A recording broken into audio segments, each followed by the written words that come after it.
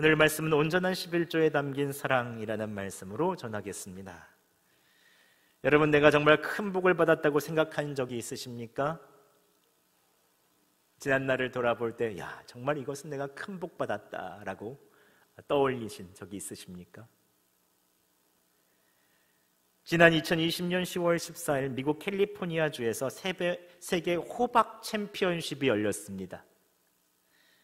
거기에서 트래비스 진저라는 사람이 우승을 차지했는데요, 호박의 무게는 2350파운드로 약 1065kg이었습니다. 우와, 엄청나죠? 일반 차에는 실리지 않으니 35시간을 살고 있는 동부의 미네소타 집에서부터 대회가 열리는 캘리포니아주까지 35시간을 트레일러로 운전해서 싣고 왔다고 합니다. 진저 씨는 대학 원예 강사로 뒷마당에서 6개월 동안 취미로 호박을 길렀고 하루 2번 비료주고 10번 물만 주었을 뿐인데 큰 호박이 되었다고, 내가 정말 복받은 사람이라고 이야기했다고 합니다. 우승 상금은 호박 1파운드당 약 8,000원으로 1,864만 원을 받았다고 합니다. 이야, 진짜 큰 복 받았죠? 여러분 마당에서 이렇게 큰 호박 자라면 얼마나 기쁘겠습니까? 여러분, 내가 큰 복을 받았다고 생각한 적이 있으십니까? 하나님께서 나에게 많이 베풀어 주셨다 생각하여 마음이 흐뭇한 적이 있으셨습니까? 오늘 성경 본문에서도 하나님께서는 이스라엘 백성에게 복을 많이 주시겠다고 말씀하십니다. 하늘 문을 열고 내가 쌀 곳이 없도록 복을 부어주시겠다고 말씀하십니다. 그런데 지금까지 우리가 말라기 말씀을 잘 살펴보면 이스라엘 백성이 복받을 만한 그러한 일들을 하지 않았습니다. 제사장으로부터 백성에 이르기까지 모두 율법과 하나님의 언약의 말씀을 지키지 않았기 때문에 하나님께서 복을 주셔도 복이 다 새나갔죠. 밑빠진 독이 물붓기였습니다. 말씀은 복을 담아 놓는 그릇과 같죠. 말씀을 지키면 복을 잘 누릴 수가 있습니다. 하나님의 말씀을 지키는 것이 참 중요합니다. 그래서 예를 들어 하나님께서 나에게 축복하시며 최고의 배우자를 주셨는데 내가 말씀을 따라서 배우자를 아끼고 사랑하며 존중하고 사랑해 주기 시작하면 그 복을 잘 누릴 수가 있죠. 그런데 말씀대로 하지 않고 배우자를 미워하고 성질을 부리고 상처 주고 심지어 바람까지 핀다면 배우자의 마음에는 병이 들고 관계가 멀어져서 하나님께서 주시고자 하는 복을 누릴 수 없을 것입니다. 이처럼 말씀은 하나님께서 주시는 복을 담는 그릇이죠. 또한 바다에서 멸치를 가득 잡게 해주셨다고 생각해 보시죠. 제가 여쭤보니까 멸치잡이 어선을 하시는 분들도 계신데 한 번 멸치가 꽉 잡으면 몇억 원씩 된다고 하더라고요. 여러분이 바다에 나가서 멸치를 가득 잡았다고 생각해 보시죠. 한 번에 몇억 원을 벌고 들어왔습니다. 말씀대로 감사하고 하나님과 사람을 사랑하며 그 돈을 의미 있게 사용한다면 여러분은 복을 정말로 잘 누리시겠죠. 그런데 술과 도박, 유흥비로 국동의 뒷골목에 가서 나의 쾌락을 위해서 다 탕진해버린다면 돈은 금방 다 새나가 버릴 것입니다. 즉 하나님의 말씀이 없으면 하나님께서 주신 복이 아무리 커도 다 새나가고 남는 것이 없는 것입니다. 그래서 우리는 하나님의 말씀에 관심을 가져야 하죠. 더 알기 원하고 그 말씀을 행하는 것이 참 중요합니다. 그래서 예배 때 여러분들이 말씀을 듣기도 하고 새벽마다 말씀 묵상하기도 하고 그렇게 제가 그랬던 요한복음 필사하며 말씀을 한번 꼭 여러분의 마음속에 새기시라 하고 매번마다 말씀드리는 것입니다. 율법, 즉 말씀을 잘 알고 있으면 하나님의 복을 잘 담을 수 있죠.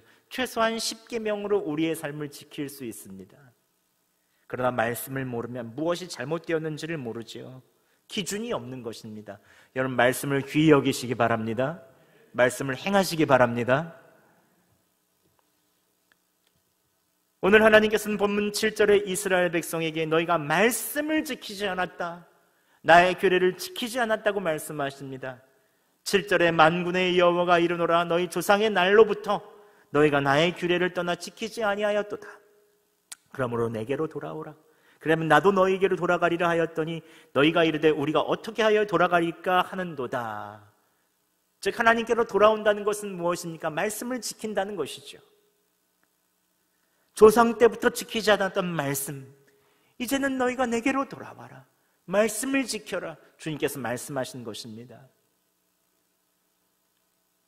이스라엘 백성은 우리가 어떻게 하여야 돌아가리까? 라고 되묻습니다. 말씀을 지키기만 하면 되는데. 그때 하나님께서는 이 백성이 율법과 말씀 중에 어긴 것을 구체적으로 말씀해 주십니다. 8절에 이렇게 말씀하고 있습니다. 사람이 어찌 하나님의 것을 도둑질하겠느냐? 그러나 너희는 나의 것을 도둑질하고도 말하기를 우리가 어떻게 주의 것을 도둑질하였나이까 하는도다. 이는 곧 11조와 봉헌물이라 라고 말씀하십니다. 즉 이스라엘 백성이 많은 율법 중에, 하나님의 말씀 중에 11조와 봉헌물을 주님께 드리지 않은 것입니다. 드려야 될 것들을 드리지 않은 것이죠. 그래서 하나님의 것을 도둑질했다고 오늘 말씀하십니다. 그때 이스라엘 백성의 반응은 어떻습니까? 우리가 어떻게 주의 것을 도둑질하였습니까? 하고 항변하죠. 사실 이스라엘 백성이 하나님께 11조와 봉헌물을 드리지 않은 것은 아닙니다. 드렸습니다. 근데 무엇이 문제였습니까?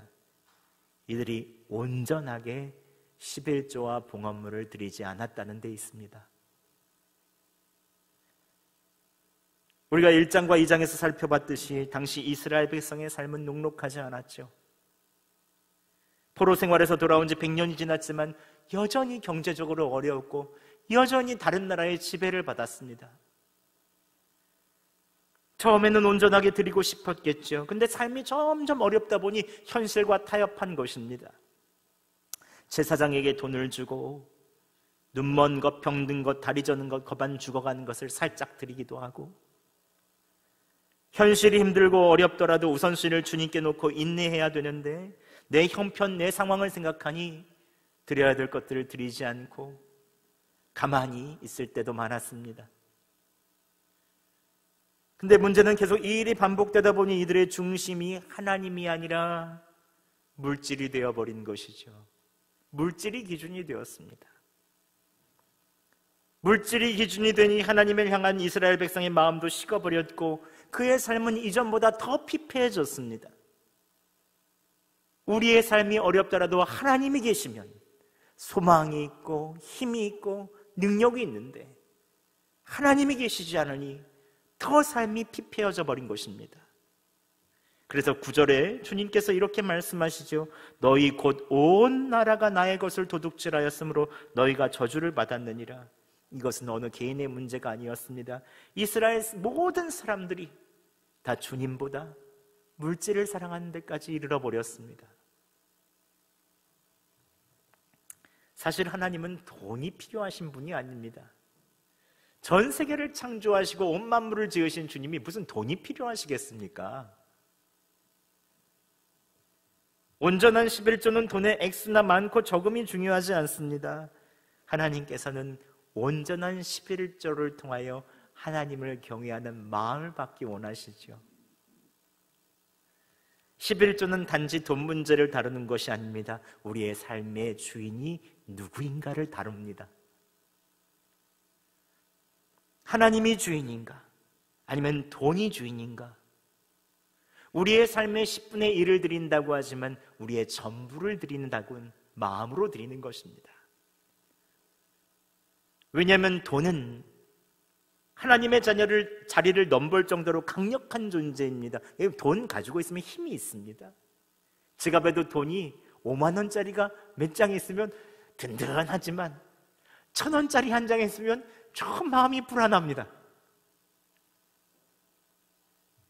이처럼 돈은 힘이 있죠. 예수님께서 신약 시대 때도 하나님과 재물을 겸하여 섬기지 못한다고 하시며 돈이 주인이든가 아니면 하나님이 주인이든가 둘 중에 하나를 택해야 된다라고 말씀하십니다. 예나 지금이나 하나님의 자리를 가장 강력하게 위협하는 것은 돈이죠. 예전에는 만몬신이라고 했습니다. 돈은 겉으로 보기에는 물질의 문제일 수 있겠지만 이것은 굉장히 큰 영적인 문제입니다. 무엇을 섬길 것이냐, 무엇을 주인으로 놓을 것이냐. 얼마 전 청소년을 대상으로 만약 10억 원을 준다면 감옥에서 1년간을 있겠느냐라는 설문조사를 했습니다. 근데 고등학생 중에 56%가 1년간 감옥에 있겠다, 10억 원 받겠다라고 얘기했습니다. 중학생 가운데 39%, 초중생 가운데 17%가 감옥에 가겠다고 했습니다. 즉 나이가 들면 들수록 돈의 맛을 알고 돈이 중요하다고 생각하는 것이죠. 돈만 생긴다면 범죄자가 되어도 좋다는 것입니다. 이것은 심각한 영적인 문제죠. 온 나라가 점점 바뀌고 있고 우리의 다음 세대들이 그렇게 생각하고 있다는 것은 정말로 놀라운 일입니다. 심각한 문제죠. 이럴 때 그리스도인들은 정신을 바짝 차려야 됩니다.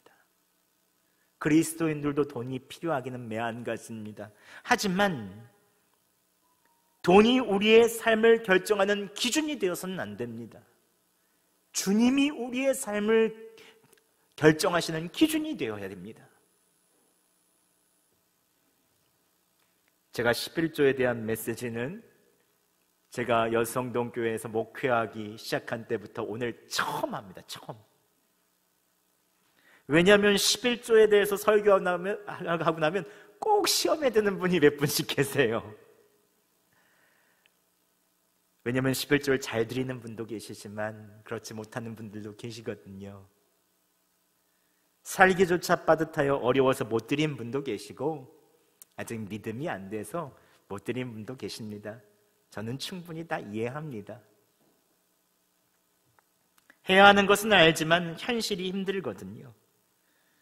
또 교회에 처음 왔는데 그날따라 11조 설교에서 시험 들어서 교회 안 나온다는 분들이 꼭 한두 분씩 계시더라고요. 오늘 교회 처음 나오신 분들이 계시다면 시험 들지 마세요. 이것은 돈의 문제가 아닙니다. 이것은 영적인 문제입니다. 헌금과 11조에 관한 부분은 굉장히 예민하죠. 우리의 삶과 깊은 연관이 있기 때문에 그렇습니다. 설교하기가 조심스럽습니다. 하지만 하나님께서 말라기를 통해서 11조 문제를 다루시는 것은 돈 문제를 다루시는 것이 아니라 우리의 삶의 중심에 무엇이 있느냐를 다루시는 것입니다. 우리가 11조를 하고 있다고 해도 우리의 중심에 진짜 주님이 계신가? 우리의 재정 생활에 주님이 중심이 되는가를 우리는 꼭 한번 짚고 넘어가야 합니다.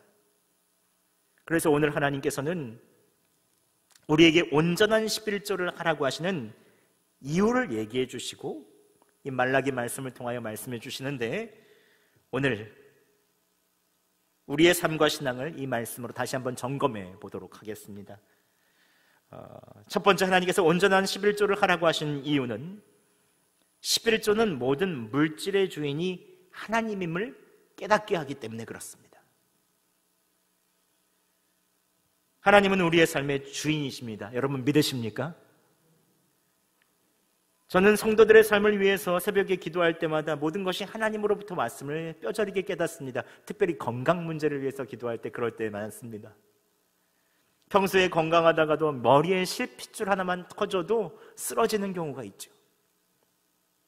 뇌의 신호만 조금 이상하게 와도, 호르몬만 조금 이상해도 완전히 다른 사람이 됩니다.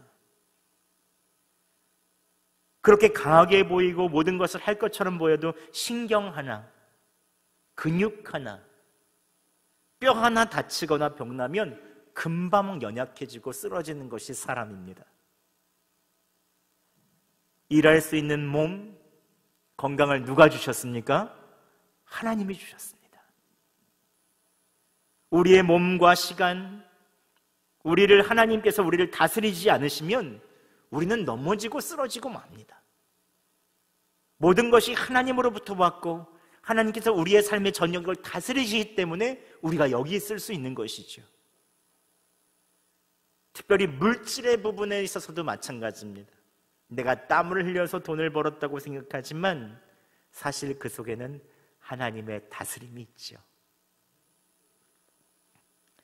욥은 동방에서 가장 큰 부자였습니다. 사단이 하나님께로부터 가서 막 참소합니다. 욥이 재산과 자녀와 건강을 뺐으면 하나님 부인할 것입니다 라고 얘기합니다. 즉 욥의 중심은 물질입니다. 하나님이 아닙니다 라는 것들을 얘기하는 것입니다. 그래서 하나님께서 시험을 허락하시죠. 하나님이 다스림을 걷어가시니까 사단이 마음껏 그를 시험합니다. 하루아침에 모든 재산을 잃습니다. 자녀들을 잃습니다. 건강도 잃어갑니다. 그때 욥은 너무 슬프고 아파서 겉옷을 찢고 머리털을 밀고, 그러나 땅에 엎드려서 이렇게 예배하며 고백합니다. 함께 욥기 1장 21절 말씀 저희가 봉독해 보겠습니다. 시작. 이르되 내가 모태에서 알몸으로 나왔사온즉 또한 알몸이 그리로 돌아가올지라. 주신 이도 여호와시요 거두신 이도 여호와시니 여호와의 이름이 찬송을 받으실지니이다 하고. 아멘. 욥은 하나님이 축복으로 다스려 주시든지 아니면 아무것도 없는 상황 가운데 내모시든지 상관없이 인생의 주인이 하나님이라고 고백하죠. 모든 것을 가졌을 때뿐만 아니라 모든 것을 잃었을 때 원래 주신 분이 여호와시니 거두신 이도 여호와시라고 고백합니다. 하나님께서 이러한 욥을 보고 어떤 마음이셨을까요? 역시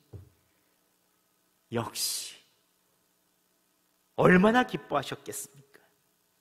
결국 고난의 시기를 통과한 욥을 하나님께서는 갑절로 회복시키시고 그의 삶을 축복하시죠. 그의 가장 큰 축복은 무엇이겠습니까? 바로 하나님 당신을 주신 것입니다. 여러분, 물질의 영역에서 하나님을 주인으로 인정하시기 바랍니다. 우리는 하나님께서 맡기신 것을 관리하는 청지기에 불과합니다.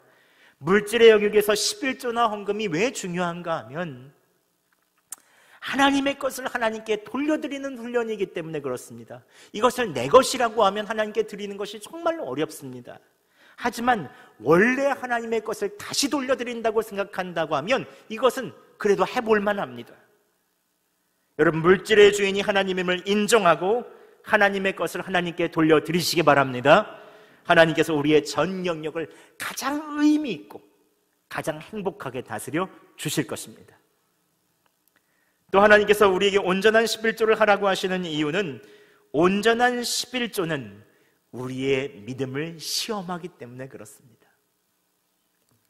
함께 10절 말씀 저희가 봉독하겠습니다. 시작. 만군의 여호와가 이르노라.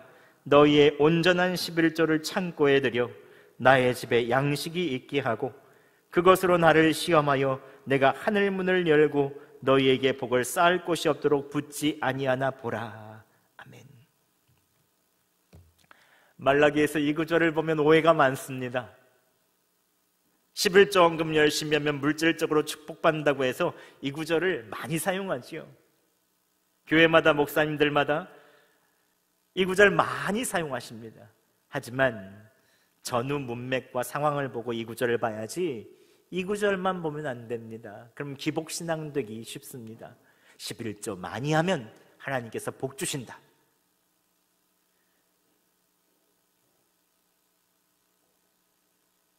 하나님께서는 온전한 11조로 하나님을 시험해보라고 오늘 말씀하십니다. 하지만 여러분, 하나님을 시험할 수 있습니까? 하나님께서는 시험받는 분이 아니십니다. 하나님께서 이렇게까지 말씀하시는 이유는 우리가 말라기 1, 2장 살펴봤잖아요. 말라기에는 이스라엘 백성이 얼마나 불신앙적이고 얼마나 하나님을 경외하지 않았는지 하나님께서는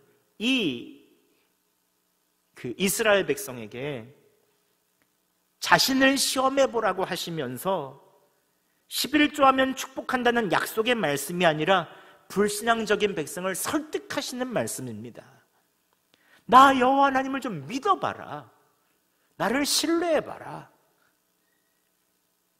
즉 11조는 하나님께서 우리의 믿음을 테스트하시는 것입니다. 우리가 하나님을 시험하는 것이 아니라 하나님이 우리의 믿음을 다시 한번 점검해 보라고 하시는 것입니다. 물론 온전히 마음을 다해서 11조 헌금을 하면 그 안에 부어지는 축복이 있습니다. 그것을 부인하지는 않습니다. 하지만 물질의 복을 받기 위해서 하나님을 시험하는 것, 이것은 별로 좋지 않습니다. 물론 11조 헌금에서 물질의 축복받는 분들 계십니다. 그러나 평생 11조 헌금했어도 가난하게 사시는 분들이 계십니다. 우리가 예물을 드릴 때 물질의 축복을 받는 것에만 초점을 맞추면 우리의 신앙은 정금 같은 신앙이나 다른 정말로 하나님께서 주시는 놀라운 믿음의 사람들이 거기서는 보이지가 않습니다. 우리의 신앙은 기복신앙으로 왜곡되죠. 내가 이렇게 했으니 하나님 복 주신다. 그럼 돈 많은 사람만 하나님께서 인정하는 사람은 아니지 않습니까? 나를 시험해 보라는 하나님의 말씀을 통해서 하나님의 마음을 읽을 수 있어야 합니다. 하나님을 신뢰해라. 지금 내 눈앞에 보이는 이 물질의 현실에만 집중하지 말고 그 너머에 있는 하나님의 역사를 기대하라. 하나님을 신뢰해라. 즉 온전한 11조를 드리라는 것은 하나님과의 있는 믿음의 관계를 회복하라는 것입니다. 헌금 훈련은 믿음 훈련입니다. 눈에 보이는 돈보다 보이지 않는 하나님께 의존하는 훈련입니다. 그래서 헌금 문제는 돈의 문제가 아니라 믿음의 문제인 것입니다. 특히 믿음 생활을 시작할 때부터 온전한 11조를 훈련하는 것이 좋습니다. 처음부터 배운 사람은 쉽게 할 수 있습니다. 하지만 나중에 하려고 되면 훈련되지 않아서 참 힘듭니다. 액수가 많아질수록 드리는 것이 쉽지가 않습니다. 저도 군대를 다녀오고 나서 첫 번째 전도사 사역을 했습니다. 그때 첫 번째 사례비가 20만 원이었습니다. 20만 원. 그렇게 많지가 않은 금액이죠. 11조 떼어놓고 매주 감사헌금 10,000원씩 하면 4만 원, 20만 원 중에 6만 원, 10에 3조를 띄었죠. 그런데 계산을 해보니까 이 감사헌금과 11조를 드리고 나면 제가 교통비랑 식비조차도 안 되더라고요.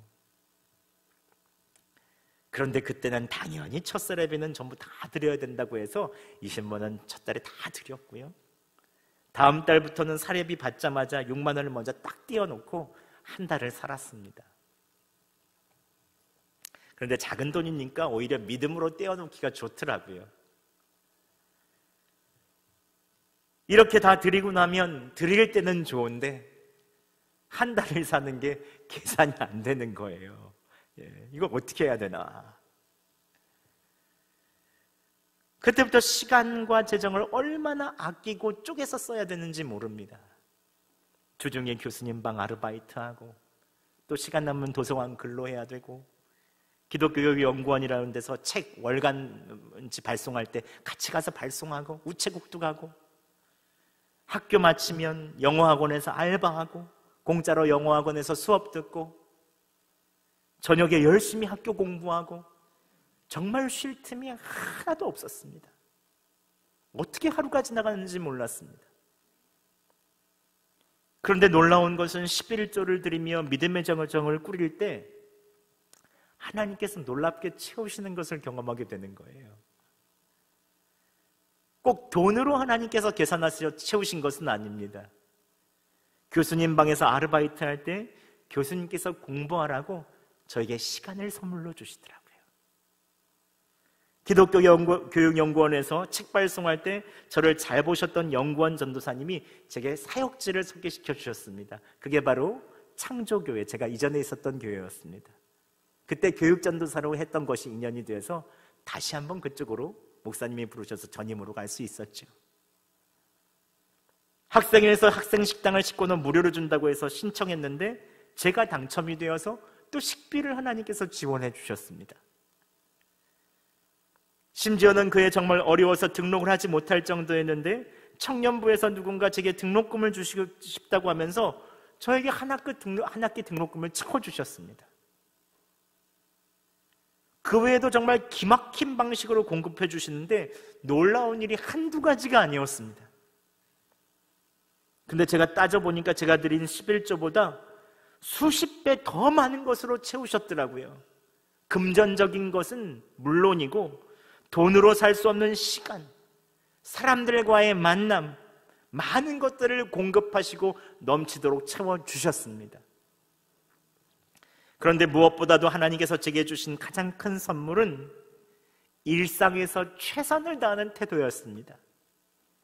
믿음으로 11조 헌금을 하면 그때부터 부족분들이 있기 때문에 열심히 일할 수밖에 없습니다. 성실해질 수밖에 없습니다. 드린 만큼 열심히 일해야 되기 때문에 시간을 쪼개었으며 성실할 수밖에 없더라고요. 하나님께서는 제게 헌금 생활을 통해서 성실함과 정직함, 매사에 최선을 다하고 돈을 버는 것의 가치를 가르쳐 주셨습니다. 땀을 흘린 만큼 그에 합당한 결과가 주어짐을 알려주셨고, 힘들고 어려운 일이 있어도 주님을 의지하는 긍정적인 믿음을 허락하여 주셨습니다. 또한 하나님께서는 제게 돈을 채워주신 것과 비교할 수 없는 더 큰 믿음을 주셨습니다. 주님을 의지하니까 돈이 없어도 담대하더라고요. 당장 쓸 것이 없어도 하나님께서 책임지시겠지, 작은 기적들이 모아지니까 저의 신앙이 되더라고요. 어제 제 아내에게 하나님께서 주신 가장 큰 축복이 뭐냐고 제가 물어봤습니다. 그러니까 제 아내가 저를 빙긋이 보더니 당신이지 그러더라고요. 당신이지. 그 순간 제가 놀라운 사실을 하나 깨달았습니다.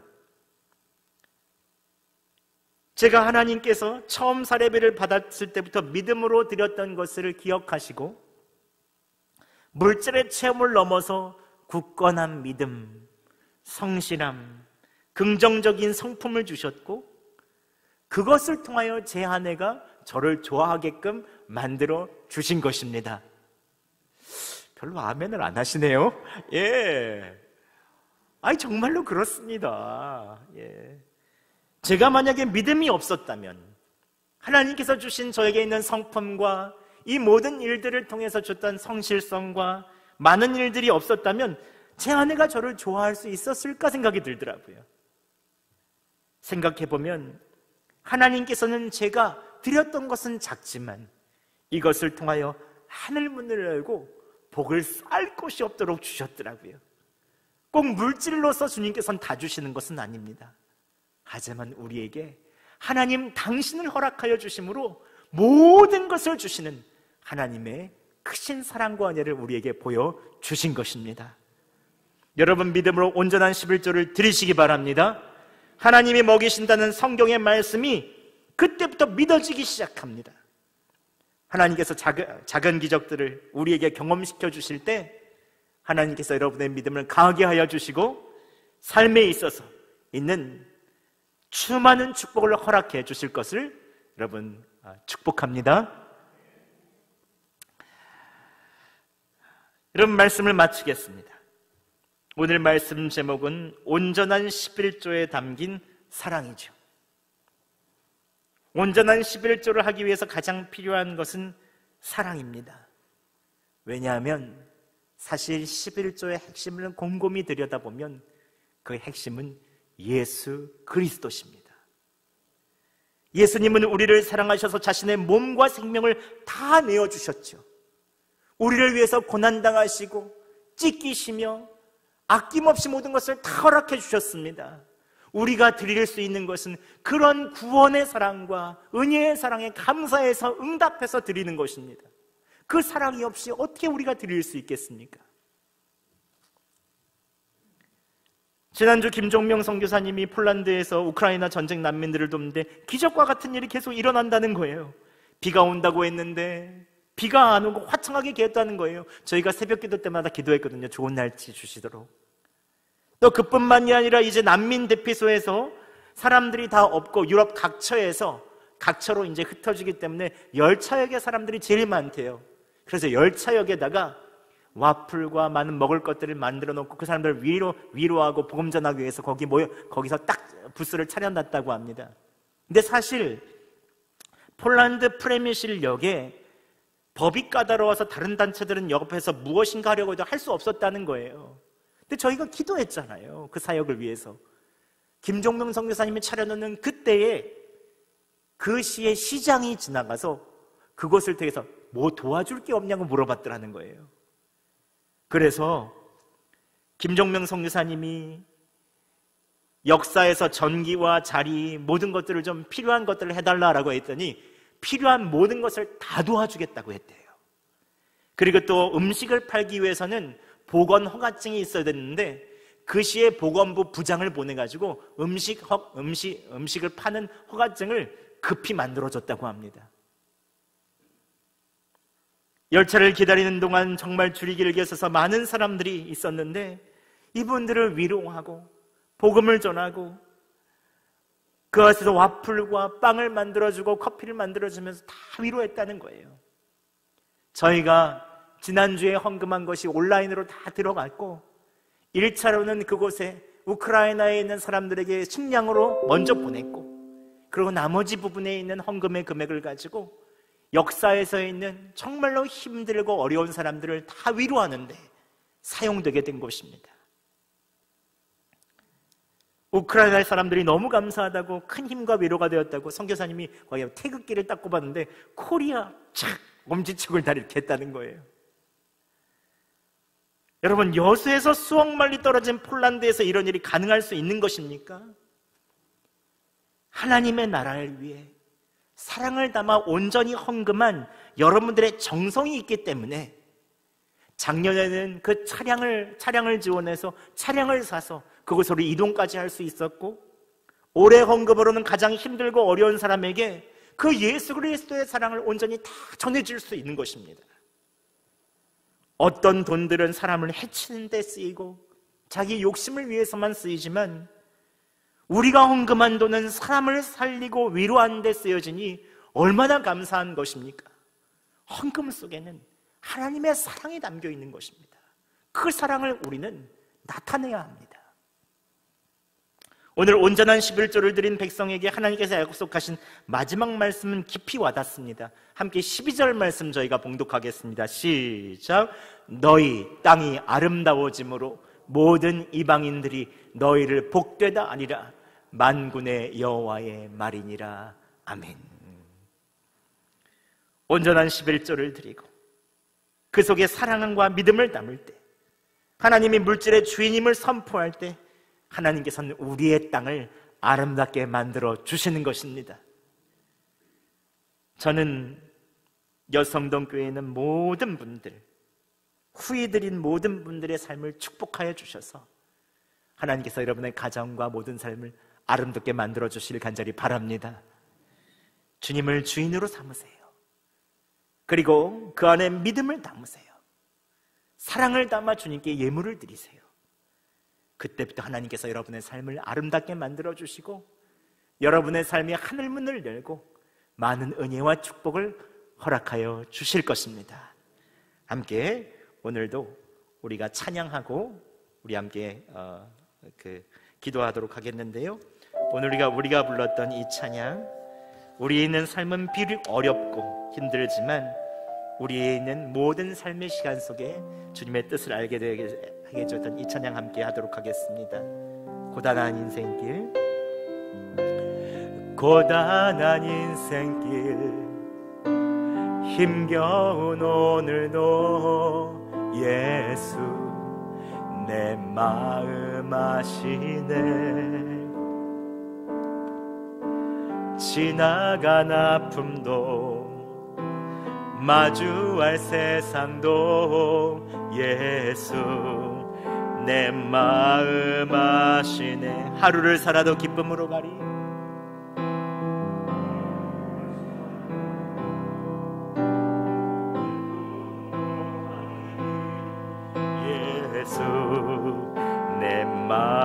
말씀하시는 후회도 염려도 온전히 맡기리. 예수 늘 함께 가시네. 믿음의 눈 들어 주를 보리. 이 또한 지나가리라. 주어진 내 삶의 시간 속에 주의 뜻 알게 믿음의 눈 들어 주님을 봅니다. 믿음의 눈 들어 주를 보리. 이 또한 지나가리라. 주어진 내 삶의 시간 속에 주의 뜻 알게 하소서. 우리에 있는 모든 형편과 우리에 있는 모든 것을 주님은 아십니다. 주님은 우리에게 돈을 원하시는 것이 아닙니다. 온전한 11조를 통하여 우리에 있는 마음을 원하십니다. 드리고 싶지만 형편이 어려워 드리지 못하는 손길도 있을 줄 압니다. 하지만 이 시간 우리에 있는 모든 마음을 드리며 다시 한번 주님, 우리를 축복하여 주시옵소서. 마음껏 드릴 수 있는 믿음도 허락하여 주시옵소서. 나눌 수 있도록, 베풀 수 있도록 마음을 허락하여 주시옵소서. 사랑을 담게 하여 주시옵소서. 이 시간 우리에 있는 물질 생활을 다시 한번 돌아보며 그 주인이 주님을 고백하며 함께 주님 나를 다스려 주시옵소서. 함께 이 시간 기도하시겠습니다. 사랑의 하나님 아버지, 이 시간 더욱더 우리에 있는 모든 삶을 놓고 기도합니다. 우리에 있는 물질 생활들을 놓고 주님을 바라봅니다. 우리의 사랑과 믿음을 온전히 드리오니 주님 받아주시옵소서. 아버지, 드리고 싶지만 형편이 어려워 드리지 못하는 손길도 있음을 알게 됩니다. 주님, 그러나 우리에 있는 모든 마음이 온전히 더욱더 크게 되게 하여 주시고 우리의 삶을 축복하여 주시는 주님으로 말미암아 믿음을 가지고 우리가 온전한 예물을 드릴 수 있도록 오늘도 허락하여 주시기를 간절히 구합니다. 주님 사랑한다고 고백합니다. 주님, 주님을 신뢰합니다. 우리의 삶을 지켜주시옵소서. 주님, 사랑의 하나님 아버지, 이 시간 온전한 11조와 예물을 드리기 원합니다. 사랑과 믿음을 담아서 드리오니 받아 주시옵소서. 이 가운데 드리고 싶지만 형편이 어려워 드리지 못하는 손길도 있을 줄 압니다. 주님 축복하여 주시고 마음껏 드릴 수 있도록 주님께서 베풀어 주시옵소서. 나눌 수 있는 넉넉함도 주셔서 믿음과 사랑으로 우리의 물질을 다룰 수 있도록 도와주시옵소서.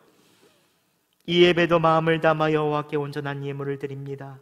감사와 11조 주정금 꽃꽂이와 각종 예물로 드리오니 하늘 창고에 넣어주시고 주님 나라 귀한 일에 사용하여 주시옵소서. 이제는 우리 주 예수 그리스도의 은혜와 하나님 아버지의 무한하신 사랑과 성령 하나님의 내주 교통하심이 이제 하나님의 나라가 이루어지기를 꿈꾸며 온전한 11조와 헌물을 드기로 작정하는 여성동교회 성도들 머리 위에, 우리의 가정과 일터 위에, 코로나로 고난을 겪는 한국교회와 이 나라와 민족 위에, 모든 전 세계의 교회와 선교사님들의 사역 위에 지금으로부터 영원토록 함께 하시기를 간절히 축원하옵나이다. 아멘.